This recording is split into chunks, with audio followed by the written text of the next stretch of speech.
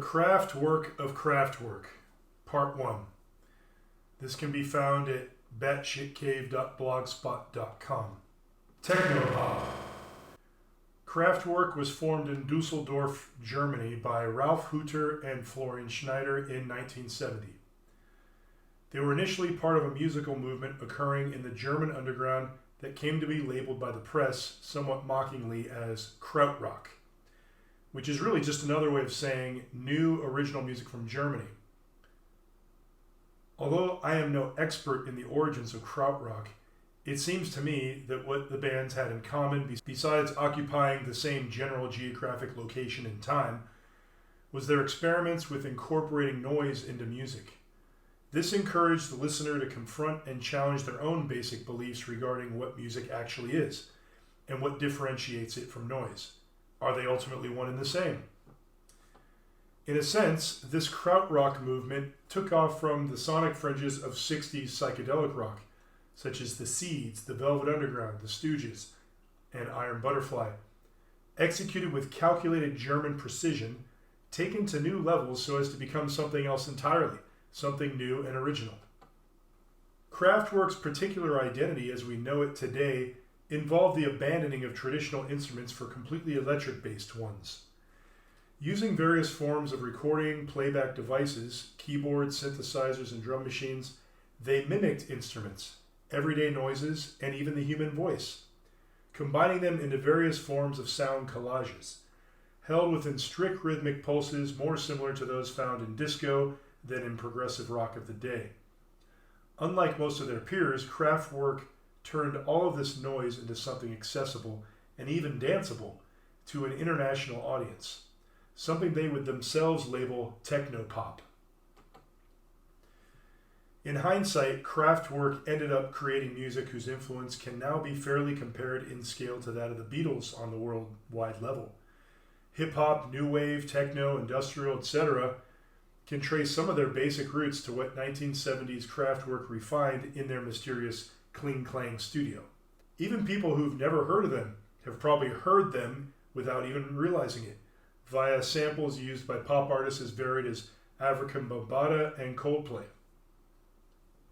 But who are the individuals behind Kraftwerk exactly, and what was their goal in creating such abstract and influential music? Kraftwerk is German for power station. Although the German word Kraftwerk stands alone quite well as a name for a group which mixes industrial noises with pulsating beats, taking the word apart yields some interesting definitions as well. Kraft, an occupation, trade, or activity requiring manual dexterity or artistic skill. Work, exertion or effort directed to produce or accomplish something, labor, toil, productive or operative activity. That's from dictionary.com. And Ralf Hütter was quoted as saying, "We call ourselves musical workers, Kraftwerk.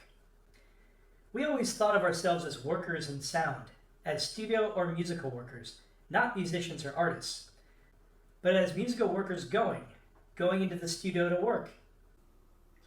So here we have Ralf Hütter confirming the association between the work the band does and the name, music being their craft. What other definitions can be contained within the name?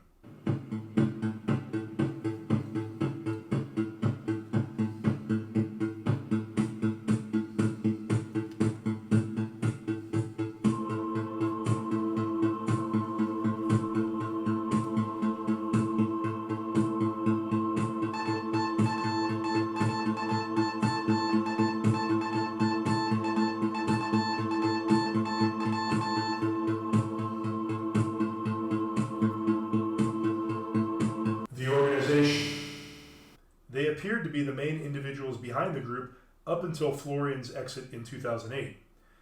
Florian Schneider passed away in 2020, and Hütter remains the sole original member and is presumably the band leader to this day of 2024.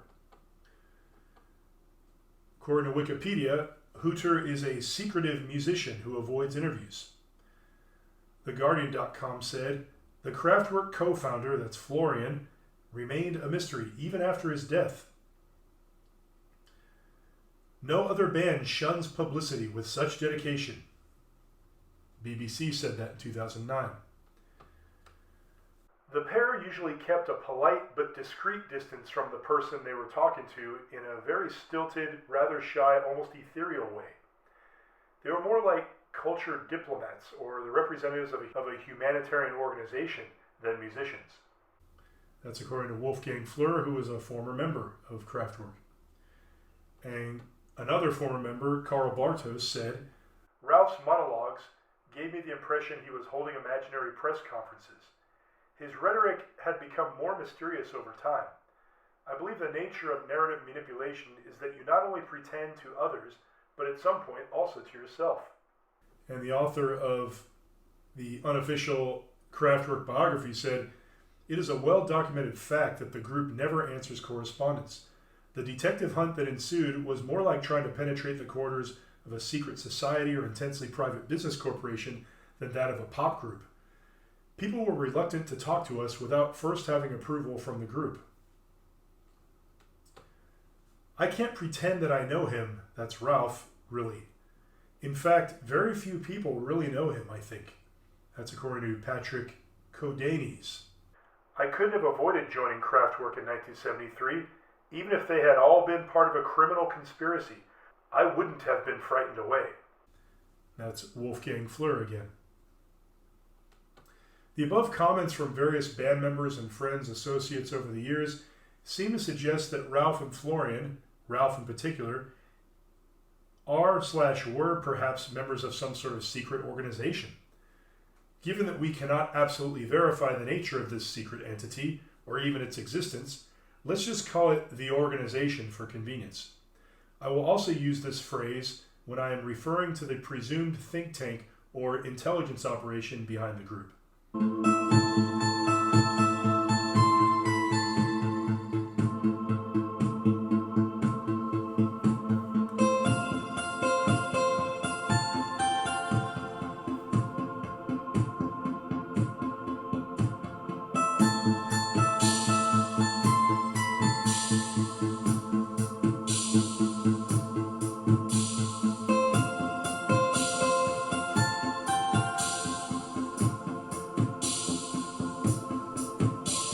The Kraftwerk. While the German word Kraftwerk translates to power plant, there are other ways to logically infer the meaning behind it. We've already seen how Ralph separated the name into two distinct words while describing what they do: craft and work, or Kraftwerk, with a C in English. Being that I research Freemasonry as a hobby, it is obvious to me that the craft is a phrase used to mean Freemasonry. And here's a quote from Mackey's Encyclopedia of Freemasonry. "Craft signifies skill or dexterity in any art. In reference to this skill, therefore, the ordinary exception is a trade or mechanical art, and collectively, the persons practicing it. Hence, the craft, in speculative masonry, signifies the whole body of Freemasons wherever dispersed." If we consider for a moment whether the founders of Kraftwerk were Freemasons, we find some significant circumstantial evidence in support of this theory, starting with the name itself. The craft plus work equals Freemasonic activity. In some of my other blogs, I have discussed the symbolism behind the Freemasonic square and compass. We know that Freemasons use symbols, often having more than one meaning, depending upon the context. The G in Freemasonry can stand for gnosis, geometry, God, genetics, generative force, etc. I find the latter to be the most applicable generally, as demonstrated in the above image showing the Freemasonic ceremonial apron, which places the G, very intentionally it would seem, exactly where the phallus is. Much of this generative or phallic force energy is discussed at length in Albert Pike's Morals and Dogma, and is found all through Aleister Crowley's writings. Aleister Crowley was said to have had many Freemasonic titles to his name. With all this in mind, note the small step required to go from generative force to power plant. A power plant is the generative force of a city and the modern industrial world. The decidedly phallic-looking construction cone found upon the first two Kraftwerk albums fits right in with this concept. The cone's silhouette can also be seen as volcanic, or can be likened to a power plant tower. The cone represents a construction zone, or an area where work is being done on industrial infrastructure, building, architecture, masonry. Great Architect of the Universe, Grand Architect of the Universe, Sublime Architect of the Universe, GAOTU, Supreme Architect of the Universe, is a conception of God discussed by many Christian theologians and apologists. As a designation, it is used within Freemasonry to represent the deity neutrally, in whatever form or by whatever name each member may individually believe in. That's from Freemasonry.network. Freemasons regard themselves as builders, hence the tools used to represent their various concepts, like the square and compass. But unlike contemporary architects, Freemasons incorporate ceremonial, religious, and philosophical concepts into their craft work. Obviously, not every architect is a Freemason, but it just so happens that many city center buildings and structures were designed by Freemasons.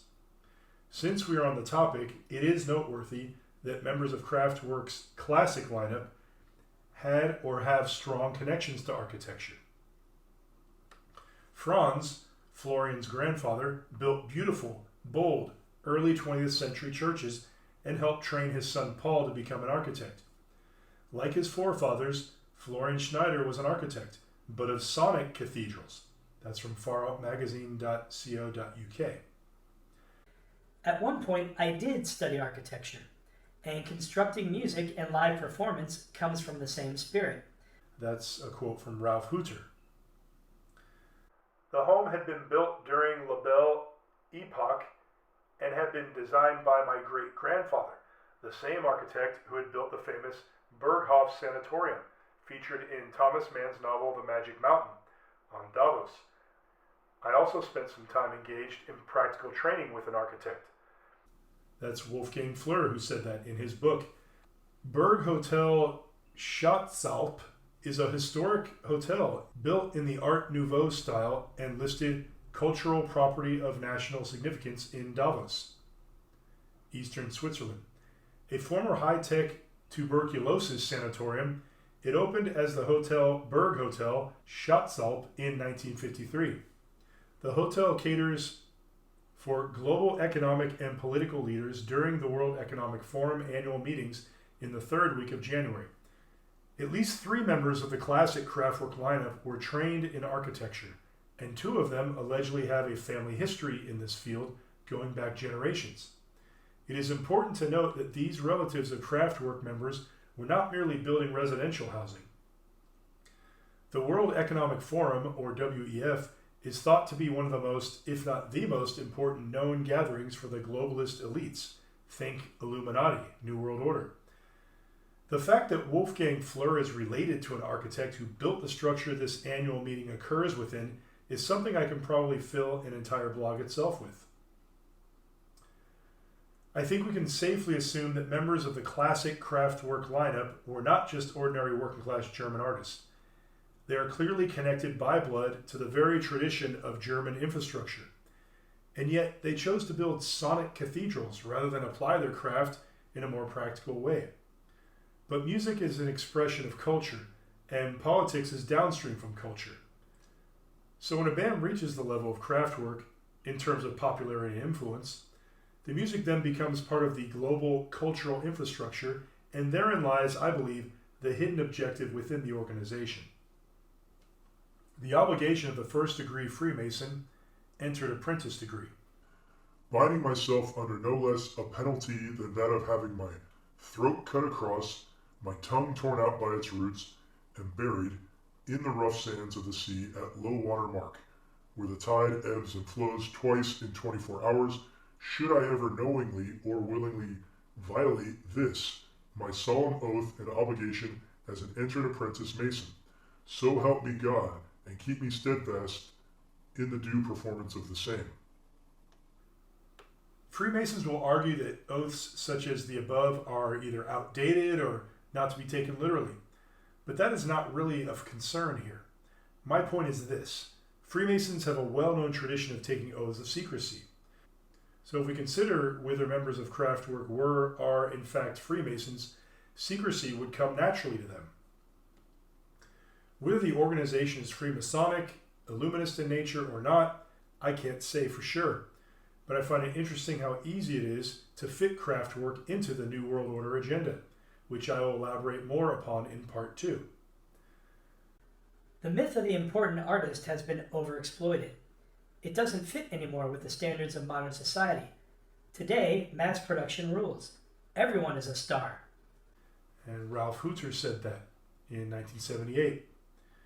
Aleister Crowley said in 1904, "Every man and every woman is a star." Was Ralph Hooter reading Aleister Crowley? Radio activity is in the air for you and me.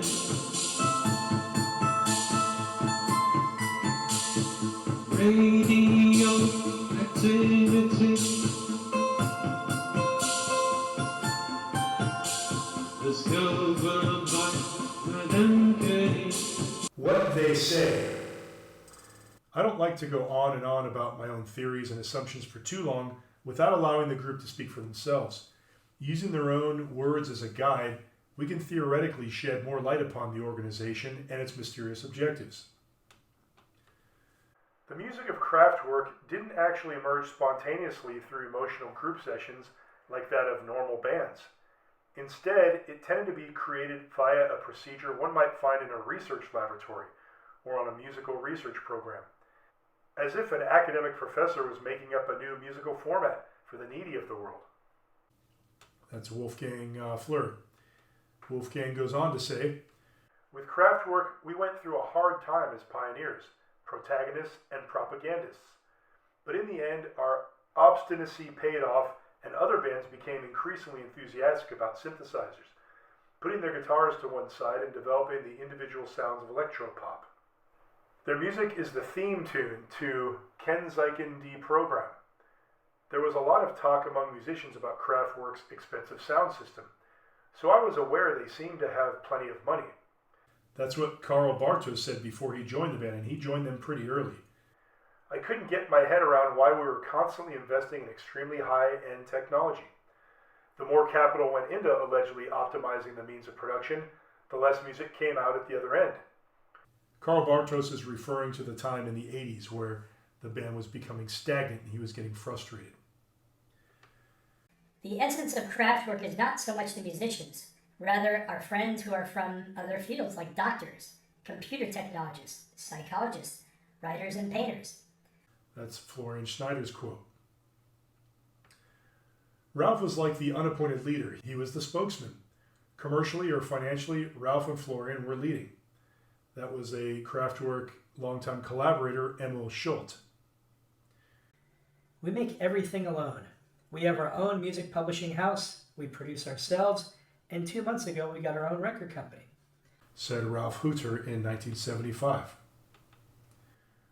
When bands like The Who, Pink Floyd, and Emerson, Lake and Palmer began giving the synthesizer a prominent role in their songs, this caused people to wonder, what is that sound? Other musicians may have thought, hey, that's cool, how do I get a hold of that equipment? But it's not like your average garage band could simply walk over to Guitar Center and pick one up. This equipment was expensive and were sometimes invented shortly prior to use. Inventions require not only money, but experts from various fields, who probably do not work for free. Radio activity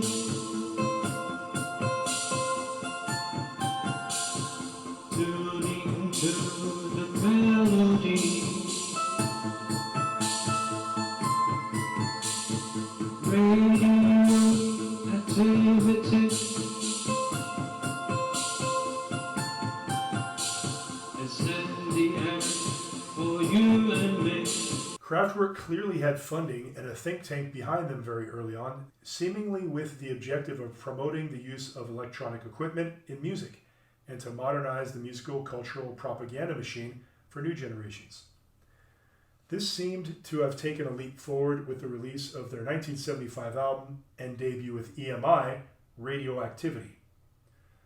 Although Ralph Hooter is quoted above as stating the band got our own record company, This isn't entirely true if we consider that their record company was basically a satellite of the larger EMI. This could be perceived as an attempt by Ralph Hooter to hide the organization backing them from public view by claiming to be more autonomous than they actually were. Quorthon, who I talk about in a previous blog, did the same early on by putting the label name Blackmark on Bathory albums when it was actually released by his father's label, Typhon Gramophone. It seemed to me as if Ralph was using the cycling conversation as a kind of verbal cloak of invisibility, so that he could talk about something without really saying anything. Now and then when we were alone, we did talk about how things were going. It wasn't usually about music, more about strategy and tactics. Karl Bartos said that about that era in the 80s where the band was beginning to stagnate, and Ralph Hooter was getting very obsessed with riding his bike all the time. I wake up in the morning. I brush my teeth. Ha ha ha. I go to the studio, I work, I go back home, I eat, I sleep. That's a Ralph Hooter quote. Here's Florian Snyder, probably around the same time.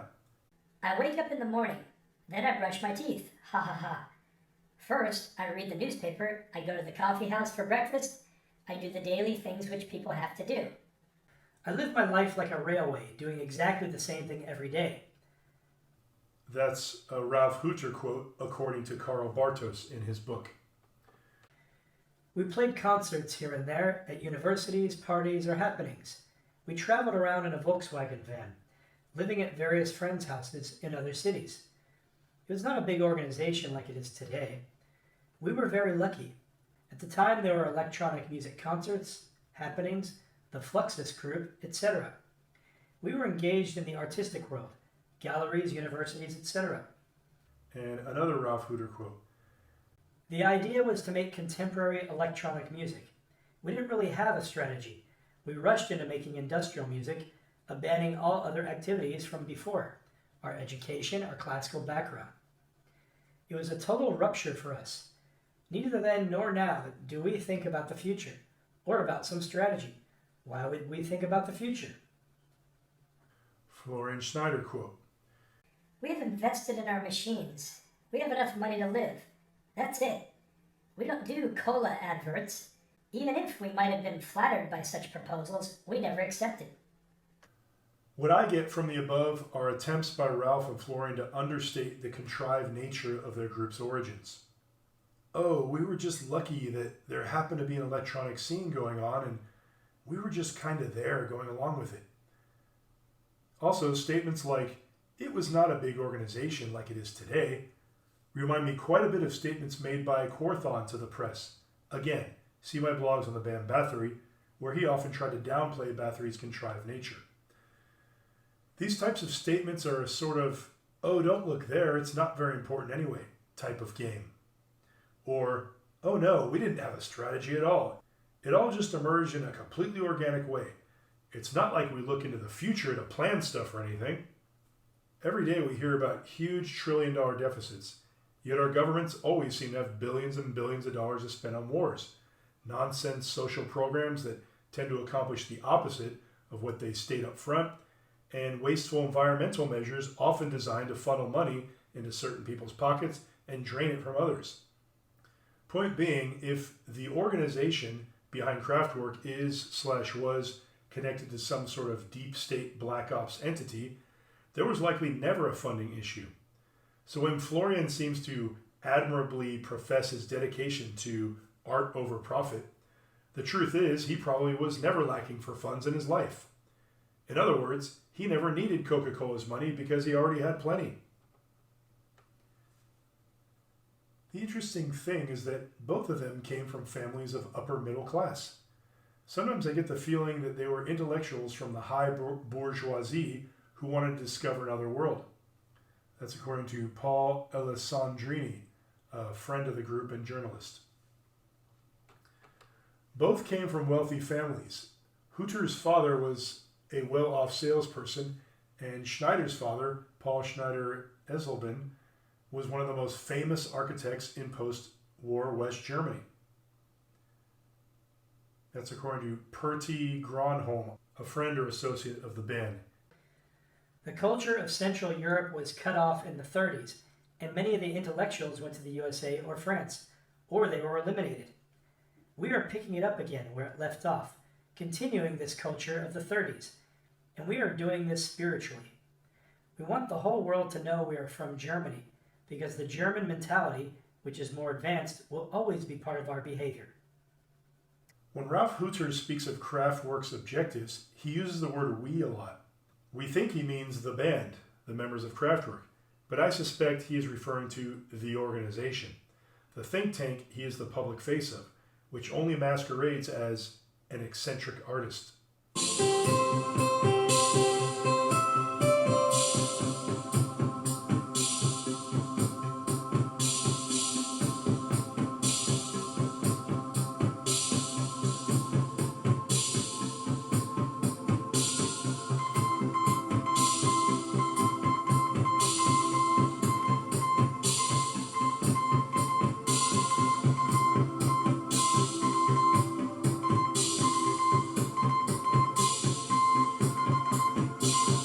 If you'd like to watch part 2 of the Kraftwerk, I've bundled it together with part 1 on my Rumble page, which is free. It's just like YouTube, but I'm trying to encourage people to follow me there so that we have an alternative to YouTube.